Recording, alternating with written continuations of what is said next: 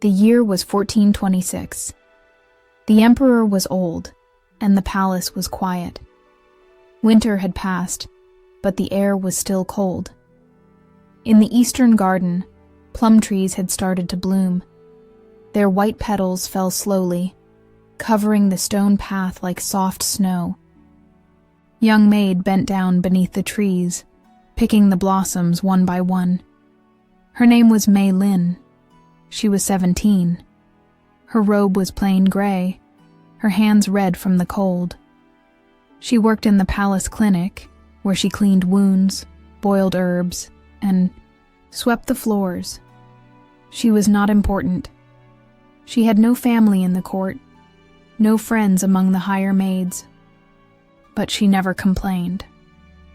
She did her work quietly. That morning, she had been sent to gather plum flowers. The doctor said they would be used in a cream for the noble ladies. So Mei Lin knelt in the garden, picking the soft white petals into her basket. A group of other maids passed nearby. They wore brighter colors. One of them laughed. There she is again, picking flowers like a poor village girl. It was Yu Chan, the maid who always made fun of Mei Lin. She had shiny black hair and liked to walk close to the younger palace guards. The others giggled, but Mei Lin said nothing. She kept her head down. After the girls left, the garden grew quiet again. But Mei Lin felt something, a soft pull, as if someone was looking at her. She slowly turned her head. High above, behind the red columns of a pavilion, a man was watching her. His robe was black, with gold at the edges. He didn't move. His face was calm, unreadable, but his eyes were fixed on her. Mei Lin quickly looked away. She didn't know who he was.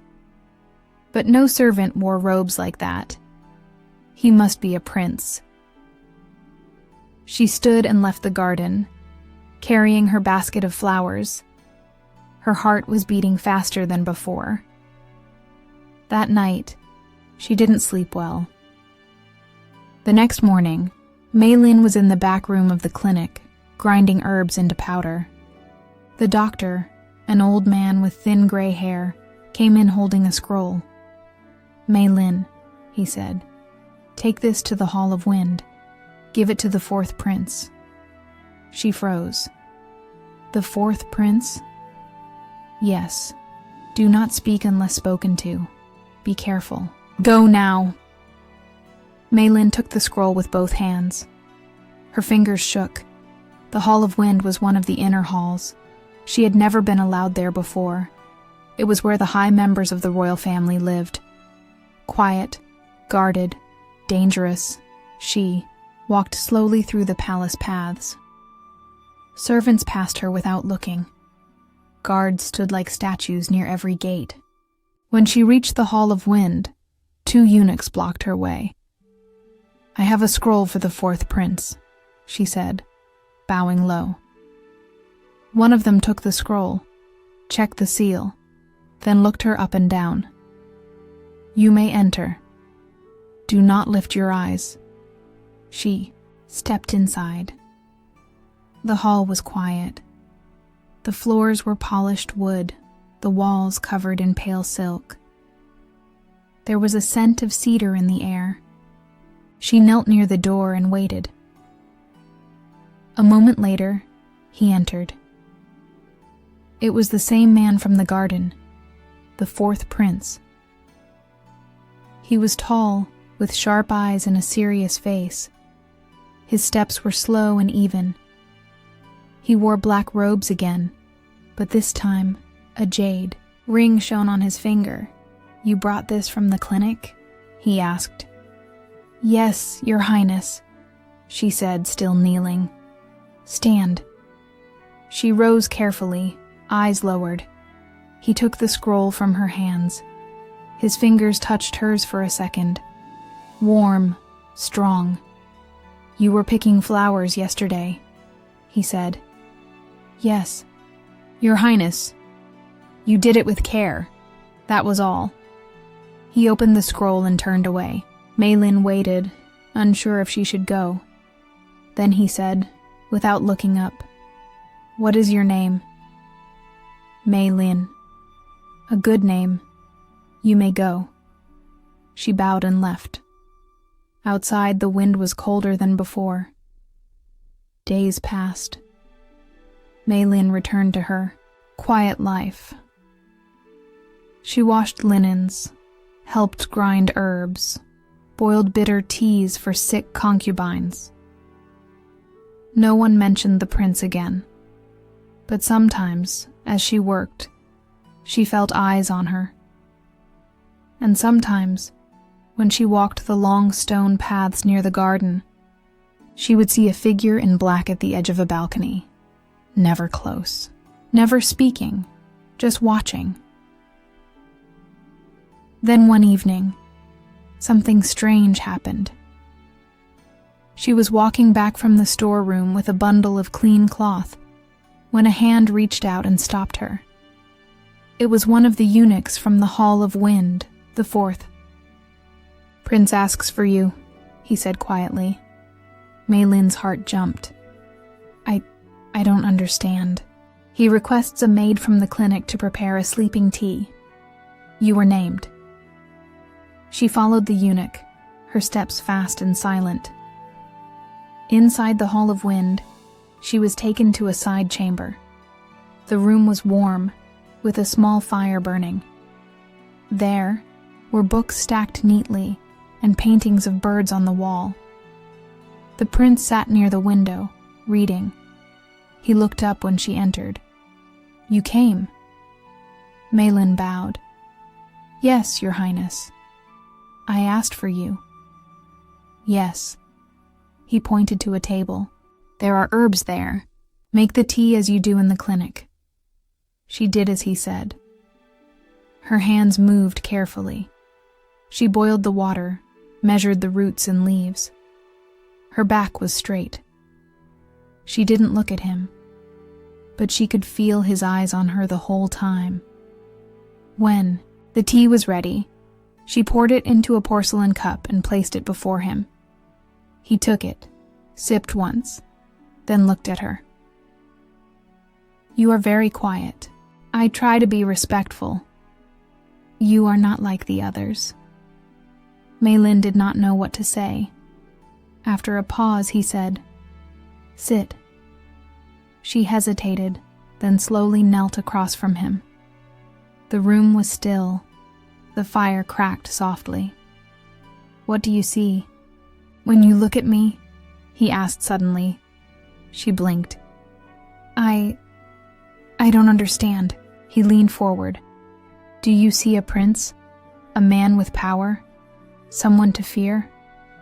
Mei Lin looked down. "I see someone who is alone." He said nothing, but something in his eyes changed, just a little. The fire crackled in the quiet room. Mei Lin sat with her hands in her lap, her eyes lowered. The prince had not spoken again.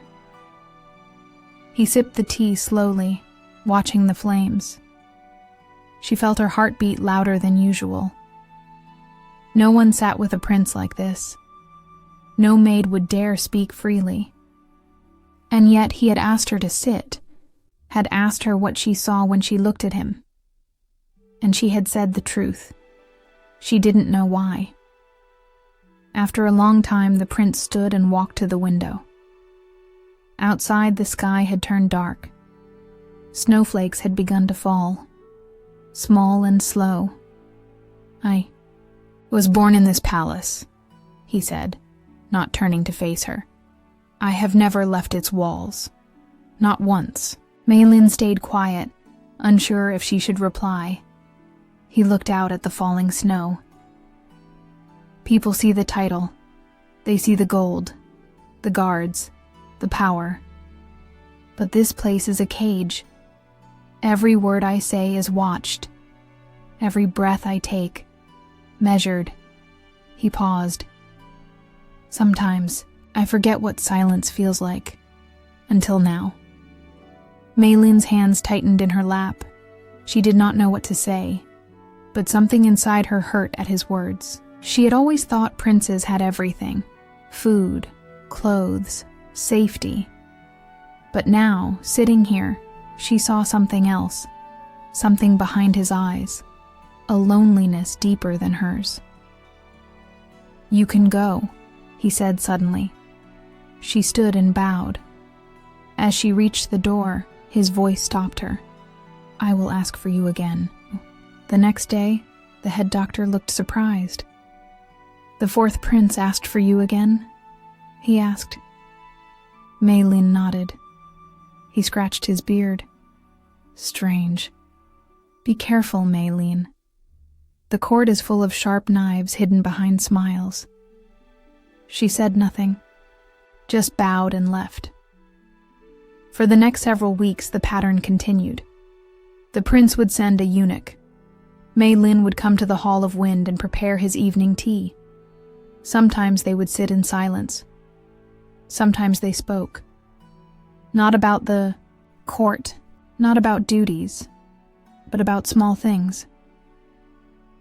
He asked what her favorite scent was. She told him plum blossoms. He asked if she had ever seen the sea. She said no, but once she read about it in a scroll. She asked him if he had ever climbed a mountain. He smiled, the first time she saw it. "Only in my dreams," he said. They did not touch. They did not speak of feelings.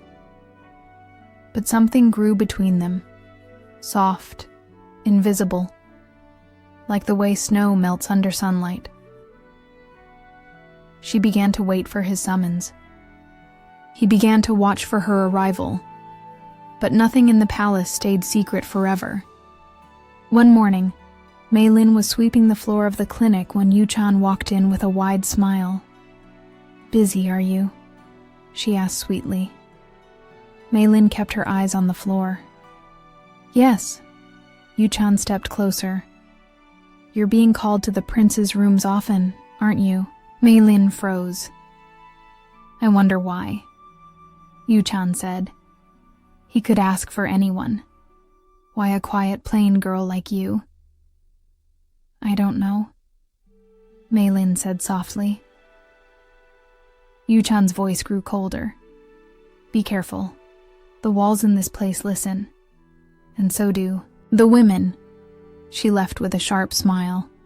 Mei Lin stood still, her heart pounding.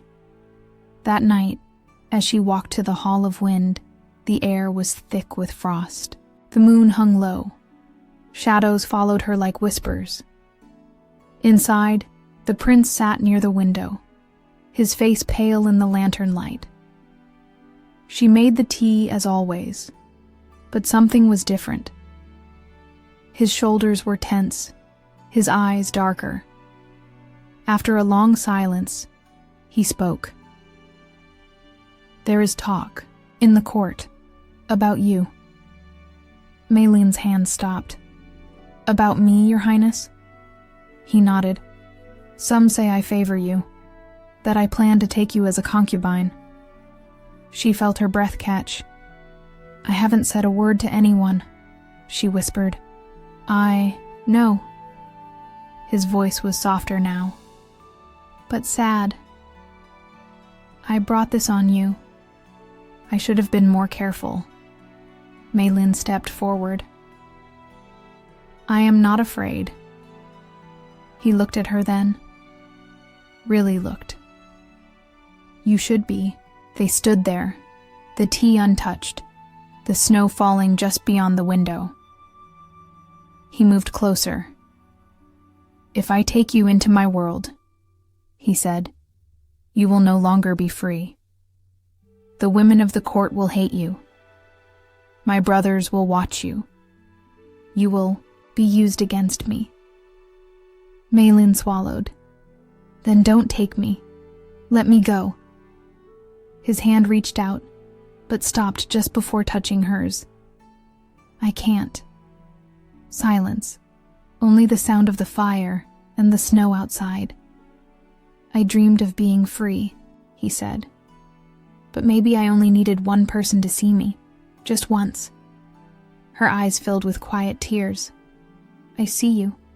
This time, he touched her hand and didn't let go. The next day, everything changed. A message arrived in the clinic. Meilin is to be transferred to the Western Ward, effective immediately. It was far from the Hall of Wind, a place for lower servants and stable hands, cold and damp, a punishment without reason. The doctor tried to protest, but it was no use. No one said who had ordered it, but Meilin knew. Someone had spoken. Someone wanted her gone. She packed her things in silence. A few folded robes, a small comb, and a dried blossom wrapped in cloth. As she left the clinic, she passed Yu Chan in the hallway. The other girl smiled sweetly. "So quiet," she said. "Will the prince even notice you're gone?" Meilin said. Nothing. But deep inside, her heart burned. The Western Ward was cold. The walls were cracked. The roof leaked. Wind passed through at night like a ghost. Here, maids cleaned horses, polished boots, and washed floors with ice water. No one spoke kindly. No one cared who you had been yesterday. Meilin worked with her head down. Her fingers grew raw, her skin bruised from carrying heavy pails. Her back ached from kneeling, but she made no sound, not even when they laughed behind her, not even when Yu Chan passed by one day, dressed in pale pink silk, walking proudly at the side of a noble lady. "He hasn't asked about you," she whispered, loud enough for Meilin to hear. Still, Meilin said nothing. But inside, something was breaking. She did not see the prince again. Not for weeks. Each day she wondered. Had he been forced to forget her? Was he being watched? Had she made things worse for him? She did not know. But she held on to the last thing he said. "I can't let you go." And so, she waited. One night, as Meilin finished folding rags in the corner of the servant hall, someone slipped a small letter into her sleeve. No sound, no words, just a light touch, and gone. Her heart jumped. She opened it with shaking fingers. "Come to the Garden of Stone. Lanterns, after moonrise, come alone." There was no name, but she knew. She knew. That night, she wrapped herself in a cloak and slipped out after the other maids were asleep. The snow had stopped. The moon was full. Her breath clouded in the air as she walked. The Garden of Stone Lanterns was quiet, old, a place no one visited anymore. It sat behind a forgotten hall, where wild vines grew over broken paths. She stepped between the old lanterns, the moonlight painting silver on the stones. And then he was there, waiting. The fourth prince. His eyes found hers in the dark. "You came, Mei." Lin bowed, her voice trembling. "I thought I would never see you again. I had to wait. The court has eyes everywhere." He stepped forward, his voice low. "I tried to speak for you. I tried to stop your transfer, but someone powerful blocked me." Meilin nodded. "I knew." He looked at her, his expression unreadable. "You were right that night," he said. "You said I was alone." He reached into his robe and pulled out a small object. Her breath caught. It was the dried blossom she had once given him. "I kept this," he said. Because you were the first person to see me. He looked down. But I cannot protect you here. Not yet. If I pull you closer, now they will crush you and use your pain to weaken me. Mei Lin's eyes burned. I don't want power. I don't want to be part of court games. I only want to know that I wasn't wrong. You weren't, he said. He stepped closer. I will not forget you, Mei Lin, no matter what happens. She closed her eyes, tears slipping down her cheek. Promise me something, she said softly. Anything. Promise me you'll survive. Even if I disappear. Even if they take me far away. Promise me you'll live, not just with your body, but with your heart. He reached out, brushing a tear from her face. I promise. For the first and only time, he leaned down and kissed her. Not with hunger, not with power, but with quiet, aching love, the kind that stays in the bones. After that night, Mei Lin did not see him again. The next morning, she was called to the guard station. A scroll waited for her there, marked with the imperial seal. Mei Lin is to be transferred out of the palace grounds. Assignment: remote medical post, South Province. Effective immediately. It was Exile. Dressed in gray again, carrying a single bag, Mei Lin left through the south gate just before dawn. No one watched her go. No one cried. She rode in silence. Behind her, the golden roofs of the palace faded into the mist. She did not look back. The South Province was warmer. The hills were green, and the wind carried the scent of pine and river, stone. Mei Lin lived in a small house near a village, working as a healer. She treated farmers and children, old men with bad knees, women with tired eyes. No one knew where she had come from. No one asked. She did not speak of the palace, but sometimes, at night, she would take out a small pouch and open it. Inside, a single dried blossom rested, still white after all that time. She would hold it gently and remember. One rainy morning, 2 years after she left the palace, a messenger arrived in the village. He wore dark robes and carried a scroll with a red seal. He asked for her by name. Mei Lin? She stepped forward slowly, her heart thudding. He handed her the scroll and bowed. Then he left. Her hands shook as she opened it. Come to the eastern lake at the time of plum blossom rain. I will be waiting. No name, but she knew.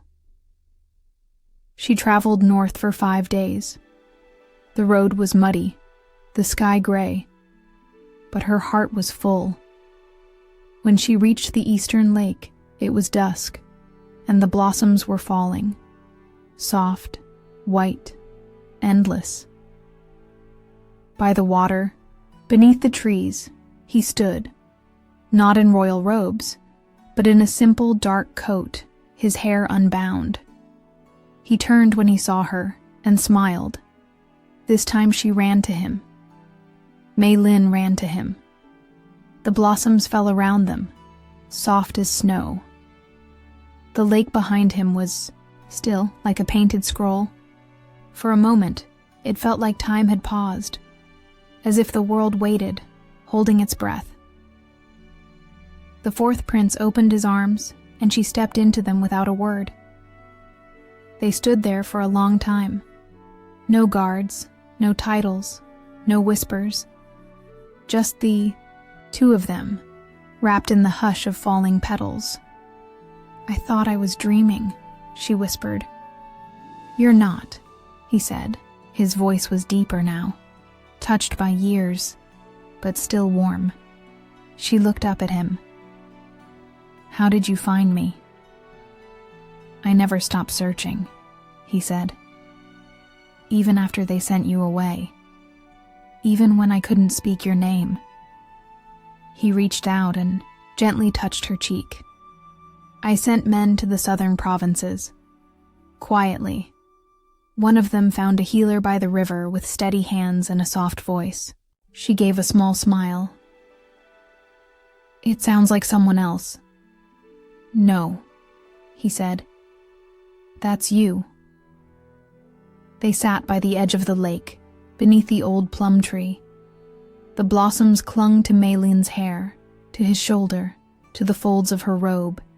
He told her everything.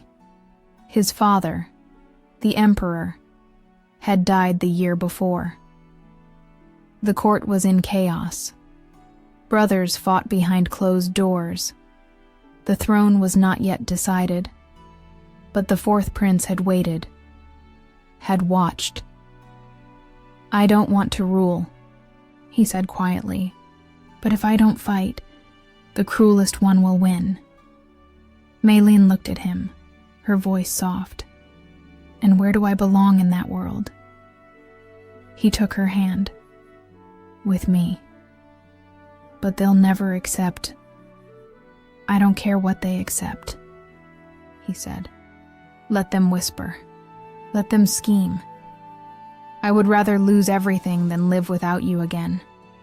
Meilin's eyes burned with tears. "But if I come back with you, they'll try to hurt me again." "I won't let them. You can't always protect me." He was silent. Then he said, "I can't promise you safety, but I can promise you truth. You won't be hidden. You won't be forgotten. I'll fight for you." She looked at the lake, at the moon above it. "Then I'll fight too," she said. They returned to the capital at the end of spring. She did not enter as a maid this time. She walked beside him, not behind. The gates opened wide. The guards bowed. The courtiers stared. Some whispered. Some smiled in mockery. Some turned their eyes away. But Meilin didn't look down. She wore pale blue silk, simple but clean. Her hair was tied with a white ribbon. At her side was the prince, tall, calm, with his hand resting gently at her back. He did not hide her, and she did not shrink. The Empress Dowager called her to court. The old woman sat on her throne like a statue carved from ivory. Her voice was cool. "You are a healer, a servant. You have no family name, no ties. Why do you think you belong at the prince's side?" Meilin bowed deeply. "I do not claim to belong, Your Majesty, but I love him, and he chose me." The room fell silent. The Empress narrowed her eyes. "Love is not enough in this palace." Meilin's voice did not shake. "Then I will be more than love. I will be his calm, his shadow, his anchor." The Empress said nothing for a long time. Then she turned her face away. Let her stay, for now. The days that followed were not easy. Concubines sent her cruel gifts. Daughters of nobles refused to speak to her. At one feast, someone slipped bitter powder into her tea. She tasted it and quietly poured the cup out the window. She never accused anyone. She simply endured. But the prince saw everything. One evening, he took her hand and led her to a quiet balcony. Lanterns swayed in the wind. The city lights glowed far below. "I am sorry," he said. She leaned against his shoulder. "I don't need peace. I just need you." He closed his eyes and held her tighter. That night, he gave her a small wooden box Inside was a hairpin, shaped like a single falling plum blossom, carved from white jade. "My mother wore this before. She died," he said. "I've kept it all this time." Mei Lin touched it gently. "It's beautiful. It's yours now." He placed it in her hair himself, his fingers soft, careful. When he pulled back, he looked at her for a long moment. And then, for the first time in public, he kissed her, soft and slow, so all the watching shadows would know she was his. But the peace would not last. Not yet. One evening, news came like thunder. The second prince had made his move. With half the court behind him, he declared his right to the throne. Soldiers loyal to him entered the inner court. The palace gates were closed. Whispers of war spread like fire. The fourth prince met with his closest men in secret. Mei Lin sat in the next room, listening through the thin wall, her fingers clenched tight. "We must strike before dawn," one voice said, "or we lose everything." "If we strike," another said, "they'll come for her first." The room fell silent. Then the prince spoke. "I won't lose her again." That night, he came to her chamber. He was dressed in armor. "I have to." "Go," he said. "I know." "If I fall, you won't," she said, cutting him off. Her voice shook, but her eyes held his. "You gave me strength. Now take mine with you." He kissed her forehead. "I'll come back," he whispered, "no matter what." Then he left, and she waited. The night felt endless. The palace was locked in silence, but Mei Lin could feel it, the tension in the air, the weight of waiting. She stood at the window, watching the moon drift behind clouds, the glow of torches far in the distance. Every sound made her heart jump. She prayed, though she had no name for the gods she called. Just him. She prayed for him to live. Just before dawn, the wind changed. There was shouting, distant at first, then louder. The sound of metal against stone. Running feet, orders called in the dark. Then, silence. A deep, aching silence. Mei Lin's hands were cold. She moved to the door, but a guard blocked her path. "Stay inside," he said, "but please." So she waited and waited until the door opened and he stepped in. The fourth prince.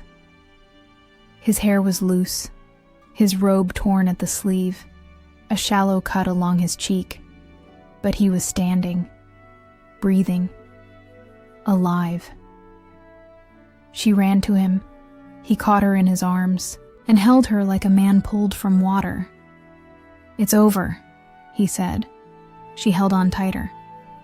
They surrendered at the eastern gate. "The second prince is under guard. The throne is mine now." But his voice was not full of pride, only relief, only love, only her. Weeks passed. The court changed, the palace changed, but some things remained the same.